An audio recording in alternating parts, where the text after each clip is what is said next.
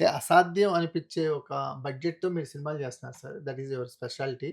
ఇది ఆహ్, సీక్రెట్ ఏమో సార్. నేను షూటింగ్ చేస్తున్నాను కదా! మీరు రావచ్చు, చూడొచ్చు. మీ మీకు మాత్రమే సాధ్యమవుతుందది అంటున్నా. అంటే సిన్సియారిటీ ఉండాలి. మీకు సిన్సియారిటీ లేకపోతే సాధ్యం అవ్వదు. డబ్బు జేబులో పెట్టుకొని సిన్సియర్‌గా రండి. నేను ఎవరి దగ్గర పని చేయంత. ఎవరి దగ్గర పని చేయంత. నాకు చోటయ్య నాయుడు కావాలి వస్తాడా? అంటే రాడు. చోటయ్య నాయుడు ఒక రేంజ్ ఉంది. ఆయనకు ఒక సినిమాలున్నాయి. మనం అలాంటి ఆళ్ళ దగ్గర పనిచేసే కెమెరామన్ వాడుకుందాం. హ్మ్. ఆయనకి రూ. 1,00,000 ఆళ్ళ దగ్గర పనిచేసే మనకి 1,00,000 వస్తాడు. 2,00,000 వస్తాడు. ఎగ్జాంపుల్ చెప్తాను మీకు నేను. ఎగ్జాంపుల్ అండోయ్! హ్మ్. చోటయ్య నాయుడు గారి పేరు ఈజీగా ఉంది కదని వాడాను. అపార్థం చేసుకోకండి. అలాగా ప్రతి చోకట నేను చోటా గారి నాయుడు గారిని ఏమి అవమానించలేదులెండి. ఆయన రేంజ్ అది. హ్మ్. ఆయనతో మనం బడ్జెట్ మనకు సహకరించదు కాబట్టి, ఆళ్ళ అసిస్టెంట్‌తో పని చేద్దాం ఆ! అన్నారంతే. ఆ! అలాంటోళ్ళు. అంటే ఇక్కడ ఇంపాసిబుల్ అనేది ఏమి లేదండి.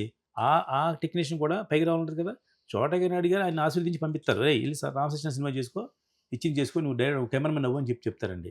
ఈవేళ ఆకలితో ఉన్న టెక్నీషియన్‌లు ఉన్నారు. అంటే డబ్బు కాదు. ఆకలంటే ఈ ఆకలి కాదు.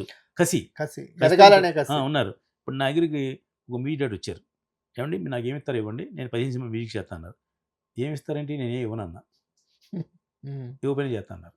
అంటే ఎగ్జాంపుల్ చెప్తున్నా మీకు నేను. ఎందుకు ఆళ్ళకి కసి కావాలి, పని కావాలి, ఆళ్ళ పేరు కావాలి, ప్రతిష్ట కావాలి కదా! అయన్నీ నేను చేస్తా. నేను ఏది అబద్ధం ఆడను, మోసం చేయను ఫస్ట్ పాయింట్. మీకు రూ. 100 ఇత్తాను, రూ. 100 ఇత్తాను. నేను ఇవ్వను అని చెప్తే ఇవ్వను. ఇవ్వనోడికి నేను మీరు బతిమాలినా నేను దెబ్బలాడినా నేను రూపాయి కూడా ఇవ్వను. ఇవ్వాల్సినోడికి మీరు అడగకుండా నేను మీ ఇంటికి పట్టుకొచ్చి డబ్బిస్తా. మీకు భారతీ బాబు అని ఒక రైటర్ ఉన్నాడండి. ఎన్ని పేర్లు ఎందుకు చెప్తానో అడగండి. ఎప్పుడో సంగతి చెప్తాను. అతను నాకు డబ్బింగ్ ఇన్‌చార్జ్ చాలా సినిమా చేశాడు. చాలా మంచి ఫ్రెండ్ నాకు. ఓ రోజు అతనికి నేను 10,000 ఎంతో ఇవ్వాలండి. "ఏమయ్య బాబు డబ్బు పట్టుకెళ్ళు బాబు" అంటే, "నాకు నీరసంగా ఉంది ఇంట్లో ఉన్నాను. రేపు పట్టుకెళ్తాలే అన్నా" అన్నాడు. నేను ఆళ్ళ ఇంటికెళ్ళి అపార్ట్మెంట్ బయట నించొని ఫోన్ చేశా.